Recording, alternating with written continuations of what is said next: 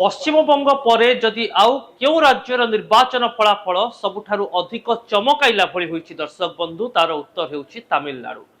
तमिलनाडुर शासन जड़े एमिति व्यक्ति हाथ को जाउछि जी हुए तो अभिनेतारू नेता पलटिछंती किंतु तांको जीवन बेस संघर्षमय रही।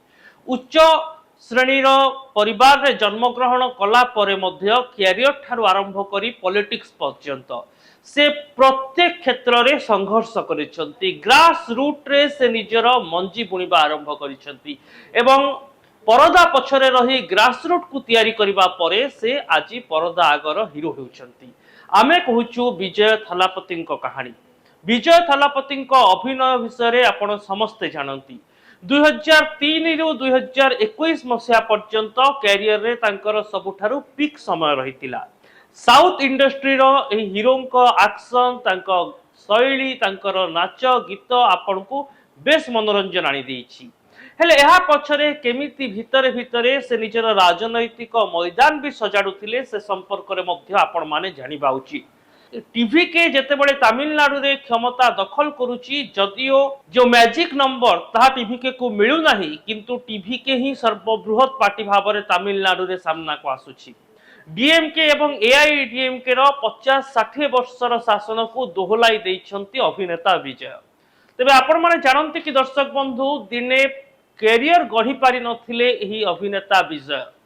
तांकर पाठ पढ़ा व्याघत होइथिला। से कॉलेज पाठरू ड्रॉप आउट होइथिले। हेले आजी से मुख्यमंत्री गादी संभाळिबा पई जाउछंती। 1974 मसिया रे विजय थालापति जन्म। तांकर ना विजय थिला।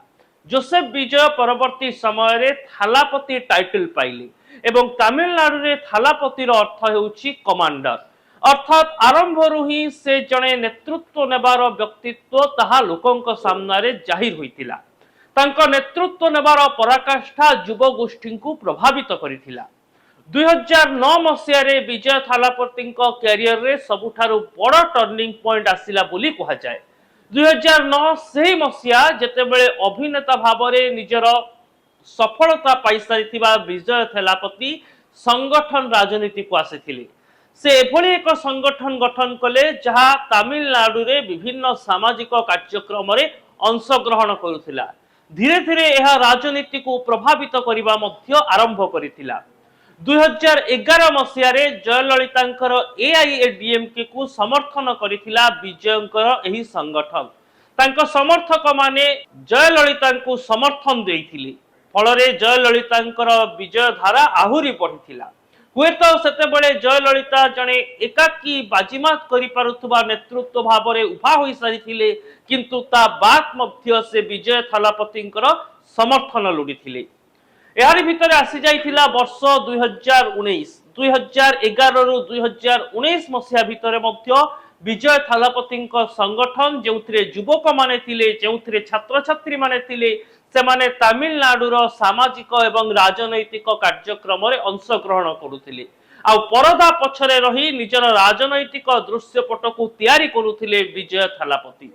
2019 मसिया रे जेतेबेले सिटीजनशिप अमेंडमेंट बिल पारित हैला सेतेबेले एहा को विरोध करी विजय थालापति सीधा सड़क राजनैतिक मैदान रे चर्चा को आसीथिले।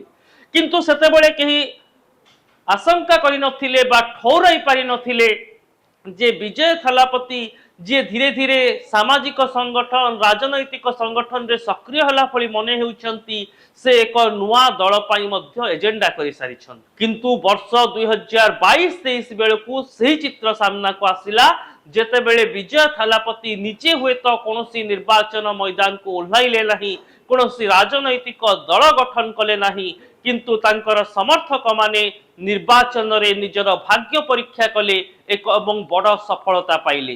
2009 मसिया रे किछि युवकों को नहीं सृष्टि होइतिबा विजय थालापति फैन क्लब एहारी भितरे गोटे राजनैतिक संगठन रो परिभाषा बा परिधि मध्य को आसी सारिथिला जदियो एहार कोनोसी औपचारिक घोषणा होई नथिला।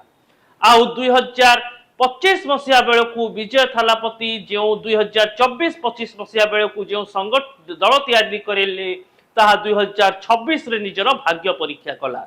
एणु 2 वर्ष भितरे जे विजय थालापति तमिलनाडु राजनीति रे एक बड़ धरणर करिश्मा करि दैछंती ताहा नहे 2009 ମସିହାରୁ ସଂଗଠନ, 2011 ମସିହାରେ ଜୟଲଳିତାଙ୍କୁ ସମର୍ଥନ, 2019 ରେ କେନ୍ଦ୍ରୀୟ ରାଜନୀତି ଏବଂ ରାଜନୈତିକ ବିଷୟ ଗୁଡ଼ିକରେ ନିଜର ମତାମତ ପୋଷଣ କରିବା, 2022 ମସିହା ନିର୍ବାଚନରେ ବିଜୟଙ୍କ ସମର୍ଥକ ମାନେ ବିଭିନ୍ନ ଦଳରୁ ବାଜିମାତ କରିବା, ବର୍ଷ 2024 ରେ ତାଙ୍କ ରାଜନୈତିକ ଦଳକୁ ପୂର୍ଣ୍ଣ ସ୍ୱୀକୃତି ଦେଲା ଏବଂ ଟିଭିକେ ଆଜି 2026 ମସିହାରେ ଏକ ମହାଦ୍ରୁମ ଭାବରେ ସାମ୍ନାକୁ ଆସିଛି, ଯାହା ତାମିଲନାଡୁରେ ପ୍ରାୟ ଅର୍ଦ୍ଧ ଶତାବ୍ଦୀର ରାଜନୈତିକ ଇତିହାସରେ ଗୋଟିଏ ପୂର୍ଣ୍ଣଚ୍ଛେଦ ପକାଉଛି। ଡିଏମକେ ଏବଂ ଏଆଇଏଡିଏମକେ କେବଳ ବିକଳ୍ପ ନୁହନ୍ତି ପରସ୍ପରର, ତାଙ୍କ ବିରୋଧରେ ଗୋଟିଏ ନୂଆ ବିକଳ୍ପ ଭାବରେ ଟିଭିକେ ଛିଡା ହୋଇଛି। ଆଶା କରିବୁ ଯେ ବର୍ତ୍ତମାନ ସମୟରେ ଟିଭିକେର ଚିତ୍ର ଆହୁରି ସ୍ପଷ୍ଟ ହେବ ଏବଂ ଟିଭିକେ କୁ କେଉଁମାନେ ସମର୍ଥନ ଦେଉଛନ୍ତି ତାହା ଜଣା ପଡ଼ିବ। କିନ୍ତୁ ଗୋଟିଏ ସମୟ ଏମିତି ବି ଥିଲା, ଯାହା ମୁଁ କହୁଥିଲି ବିଜୟ ଥଲାପତିଙ୍କ ପାଠପଢ଼ା କ୍ୟାରିୟରରେ ସେ 1984 ମସିହାରେ ଫିଲ୍ମରେ ଡେବ୍ୟୁ କରିଥିଲେ। ସେ ଜନ୍ମଗ୍ରହଣ କରିଥିଲେ ସେହି ପରିବାରରେ ଯେଉଁ ପରିବାର ଫିଲ୍ମ ଇଣ୍ଡଷ୍ଟ୍ରିକୁ ପ୍ରତିପୋଷଣ କରୁଥିଲେ ବୋଲି ତାମିଲନାଡୁରେ ଚର୍ଚ୍ଚା ହୁଏ।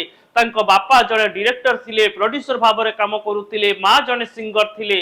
1984 ମସିହାରେ ନିଜର ଡେବ୍ୟୁ କରିଥିଲେ ବିଜୟ ଥାଲାପତି ଫିଲ୍ମ ଜଗତରେ, ଆଉ 2026 ରେ ସେ ଡେବ୍ୟୁ କରୁଛନ୍ତି ପଲିଟିକାଲ ମଇଦାନରେ।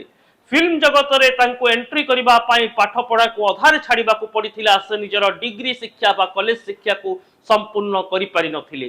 ଆଉ 2026 ମସିହାରେ ସେ ପଲିଟିକାଲ ଫିଲ୍ଡରେ ଯେଉଁ ସଫଳତା ପାଉଛନ୍ତି, ସେଥିପାଇଁ ମଧ୍ୟ ସେ 2009 ମସିହାରୁ ସଂଘର୍ଷ କରିଥିଲେ।